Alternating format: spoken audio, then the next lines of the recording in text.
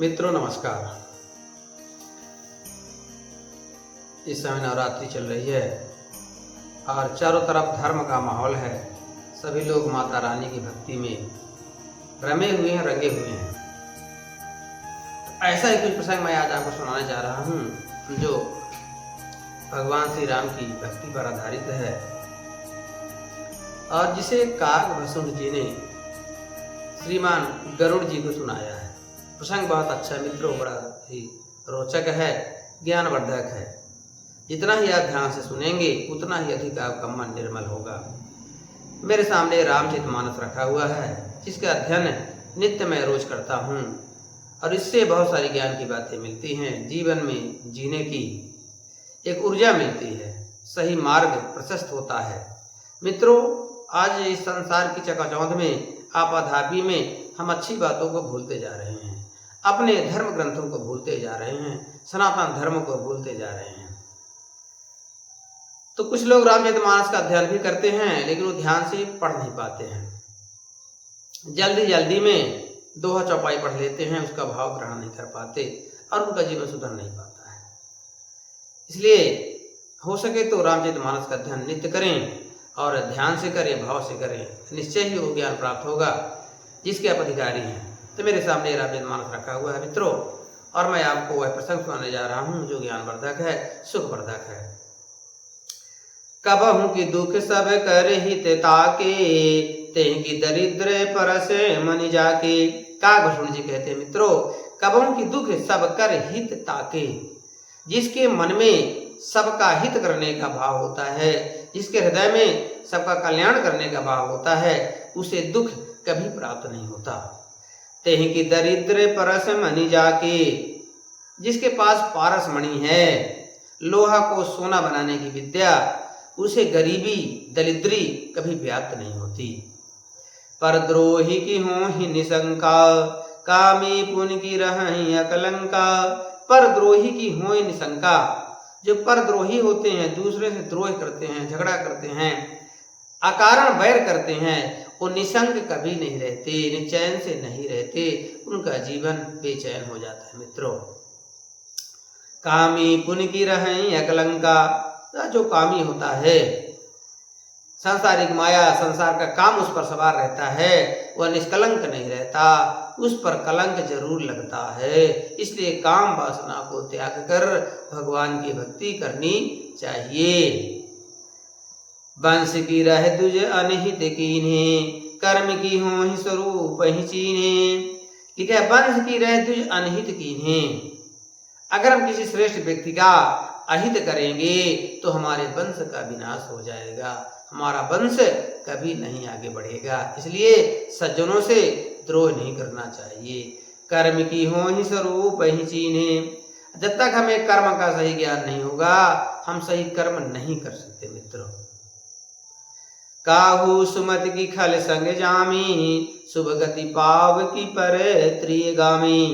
काहू सुमत की खल संग जामी, जो दुष्टों के साथ रहता है, दुष्टों की संगति करता है, उसकी बुद्धि कभी सुधर नहीं सकती है। क्या लिखा है? काहू सुमत की खल संग जामी।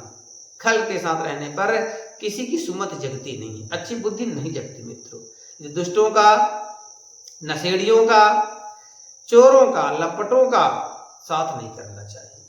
शुभ गति पाव की परित्रियगामी, जो परित्रियगामी है, यानी दूसरों की स्त्रियों के साथ गमन करता है, उन्हें पाने की इच्छा रखता है, उसे शुभ गति, अच्छी गति प्राप्त नहीं होती। मतलब उसे कोई अच्छा नहीं कहता, उसे सदगति नहीं मिलती है। इसलिए जननी सम जानहु पर नारी, धन पराय बिसते बिस भारी। दूसरों की स्त्रियों को माता के समान समझना चाहिए, क्योंकि दूसरों का धन होता है विष से भी अधिक भयंकर होता है। भव की परहि परमात्मा बिंदक, सुखी की होई कबहु हरि निंदक।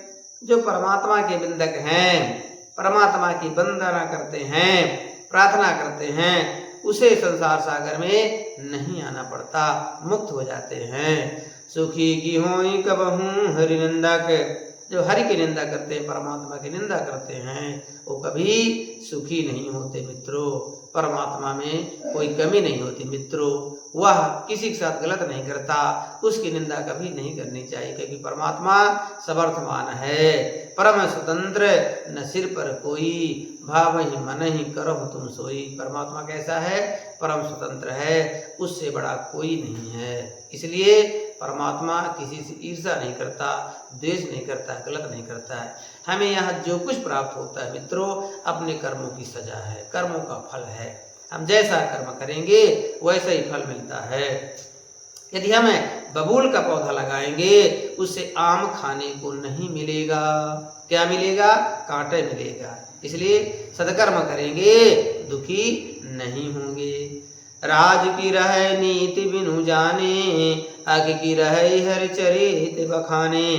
आगे कहते हैं काकभूषण जी, राज की रहे नीति बिनु जाने।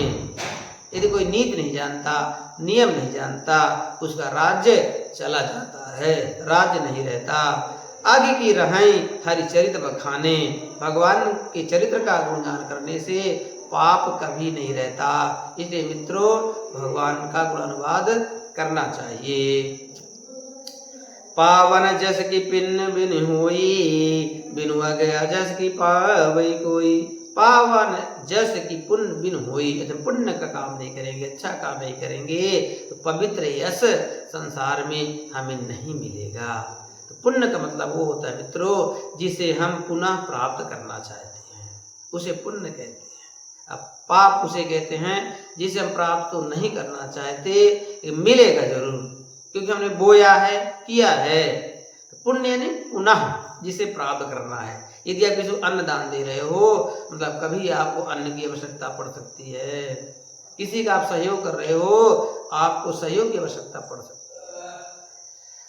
बिनु आगे अजस की पावई कोई, बिनु आगे बिना पाप किए अपयश नहीं मिलता किसी को भी। अब पाप करोगे तभी आपको अपयश मिलेगा, आपकी अपकीर्ति होगी। लाभ की कछु हरि भगति समाना, जहि गावहि श्रुति संत पुराना। लाभ की किछु हरि भगत समाना, हरि की भक्ति करने के समान कोई दूसरा लाभ संसार में नहीं है मित्रों। जब भगवान की भक्ति करते हैं, सबसे बड़ा लाभ हमें प्राप्त हो रहा है। आज हम माया के चक्कर में पड़ करके सांसारिक पदार्थ, सांसारिक माया को लाभ मानते हैं, जो कि बदले में दुख ही मिलता है मित्रों। आप कोई भी माया जोड़ लो, उससे सुख आपको प्राप्त नहीं होता, कोई भी माया क्यों ना। जेहि गावै श्रुति संत पुराना।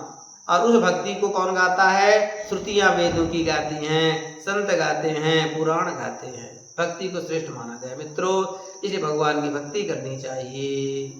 हानि की जगह ही सम किशु भाई, भजी न राम ही नर तनु भाई। आगे कहते काकभूषण जी, हानि की जगह ही सम किशु भाई। इस संसार में इससे बड़ी हानि कुछ भी नहीं है। कैसी हानि? भजी न राम ही नर तनु पाई। जो नर शरीर पा करके राम का भजन नहीं करता, राम को याद नहीं करता, राम का नाम नहीं लेता, वो सबसे बड़ा दुखी है, सबसे बड़ा गरीब है, कंगाल है, मूर्ख है। आगे की भी सुनता समय कछु आना, धर्म की दया सरि से हरि जाना। आगे भी सुनता सम कछु आना, कहते सबसे बड़ा पाप क्या है? अष्टादश पुराणेषु व्यासस्य वचनं द्वय, परोपकाराय पुण्याय पापाय परपीडनम। पिशुनता मतलब होता है दूसरों को पीड़ा पहुंचाना, दूसरों को दुख देना, इससे बड़ा कोई भी पाप नहीं है। धर्म की दया सरि सरि जाना। धर्म सबसे बड़ा क्या है? दया। दया का शाब्दिक अर्थ है देना। देना से दया बना है, दया देना मतलब किसी को कुछ देना ही दया है। दया शून्य में नहीं होता है। जैसे हमें किसी पर दया आ गई, क्यों दया आती है? यदि किसी बस फटा कपड़ा पहना है तो दया लगती है, यार बेचारा फटा पहना है, तो देने का भाव होता है, इसको कपड़ा दे दें। तो दया मतलब देना, चाहे आप ज्ञान दे दो उसको, चाहे धन दे दो, सहयोग दे दो। तो कैसा सबसे बड़ा धर्म क्या है? दया, किसी को देना सबसे बड़ा धर्म है। ए विधि अमित जुगुत मन गुणम, उपदेश न सादर सुनम। काकभूषण जी कहते हैं, इस प्रकार से अनेकों प्रकार की युक्ति मन में गुंता धुंता रहता था। मुन उपदेश न सादर सुनूं, अजमुन का उपदेश था, उसे मैं प्रेम से नहीं सुन रहा था। पुनि मुनि सगुन पक्ष में रोपा, तब मुनि बोले वचन सकोपा। और बार बार मैं लोमस ऋषि से सगुण पक्ष के लिए अड़ जाता था, निर्गुण को मैं नहीं मानता था। तब मुनि बोले वचन सकोपा, तब मुनि क्रोधित होकर के और यह वचन बोलते हैं, मूढ़ परम सिख देव न मानस्य मूर्ख, मैं तुम्हें परम शिक्षा देता हूँ लेकिन तुम मानते नहीं हो। उत्तर प्रति उत्तर बहुआनसी, और बार बार प्रतिवाद करते हो। सत्य वचन विश्वास न करही, मैं सत्य बात बताता हूँ उस पर तुम भरोसा नहीं करते हो। बायस इव सब ही ते डरही, कौवे के समान सबसे डरते हो। सठ स्वपक्ष तब हृदय विशाला, सपदि हो ही पक्षी चंडाला। कहते सठ स्वपक्ष तब हृदय विशाला, अपना पक्ष रखने में केवल तुम्हारा हृदय विशाल है, बड़ा है, दूसरों का सुनने में बड़ा नहीं है। सपदि हो ही पक्षी चंडाला, इसलिए तू जा चांडाल पक्षी हो जा। क्या हो जा? कौवा बन जा। तो कागभूषण जी कौवा बन जाते हैं।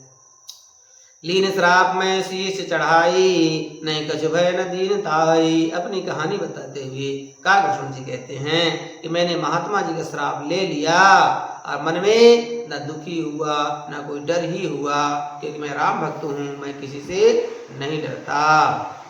तुरत भयउ मैं काग, तब पुनि मुनि पद सिर नाई। सुमिर राम रघुवंश मनि हर्ष चले उड़ाई। कागभूषण जी कहते हैं तुरंत मैं काग बन करके बार बार मुनि के चरणों में सिर झुकाकर, कितने महान थे बताइए। मुनि ने श्राप दे दिया कौवा बन जाओ, तभी सिर झुकाते हैं, आपने बहुत बड़ी दया की, कृपा की। मुनि ने कहा क्यों? बोले कौवा को कोई मार के खाता नहीं है, ना कोई पालता है, इसलिए कौवा रहूंगा तो सुरक्षित रहूंगा। और भगवान की भक्ति बस याद रहे, शरीर से क्या लेना देना। सुमिर राम रघुवंश मणि, जो रघुवंश में मणि के समान है, उन राम का सुमिरन करके कागभूषण जी हर्ष चलो उड़ाई और खुश होकर के उड़ जाते हैं। उमा जे राम चरण रत, विगत काम मद क्रोध, निज प्रभु मैं देखें जगत कहीं सन करहीं विरोध। भगवान शंकर कहते हैं माता पार्वती से, हे उमा, जिसकी प्रीति राम के चरणों पर है, जिसने काम क्रोध को त्याग दिया है, वह कैसा है? निज प्रभु मैं देखें जगत, सारे संसार में अपने प्रभु को देखता है, कहीं सन करें विरोध, किसी से विरोध नहीं करता, बैर नहीं करता है। तो हे मित्रों, कहने का मतलब ये है सब में परमात्मा का दर्शन करना चाहिए और ज्ञान धारण करना चाहिए।